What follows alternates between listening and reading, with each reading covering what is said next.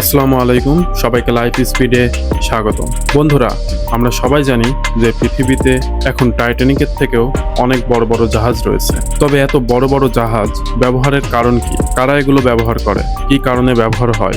আমরা অনেকেই তা জানি না। আজকে সেসব জাহাজ সম্পর্কে জানব। বড় বড় জাহাজ মূলত পণ্য পরিবহনের কাজে নিয়োজিত থাকে, যেমন কার্গো জাহাজ। এই জাহাজগুলো লোহার পণ্য আনলোড এবং স্থানান্তর করার কাজে সাহায্য করে। দেশ বিদেশ থেকে বিভিন্ন মালামাল এই জাহাজে আসে।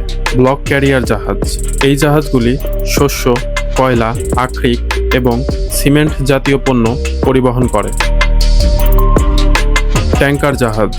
এই জাহাজগুলি তরল পণ্য পরিবহনের জন্য ডিজাইন করা হয়েছে, যেমন অপরিশোধিত তেল, পেট্রোল পণ্য, রাসায়নিক এবং তরল জাতীয় গ্যাস পরিবহন করে থাকে এই জাহাজ। সাধারণ মালবাহী জাহাজ। এই জাহাজগুলি যন্ত্রপাতি, যানবাহন এবং অন্যান্য নন কন্টেনারাইজড কার্গো সহ বিভিন্ন পণ্য বহন করে। রো জাহাজ। এই জাহাজগুলি চাকাযুক্ত পণ্য বহন করার জন্য ডিজাইন করা হয়েছে, যেমন গাড়ি, ট্রাক, ট্রলার বাইরে চলাচল করতে পারে এইরকম সকল যানবাহন পরিবহন করে থাকে। রেফ্রিজারেট জাহাজ। ফল, শাকসবজি, মাংস, দুগ্ধজাত পণ্যর মতো পচনশীল পণ্য পরিবহন করে এই জাহাজ। এই জাহাজের তাপমাত্রা -0 ডিগ্রিরও নিচে থাকে।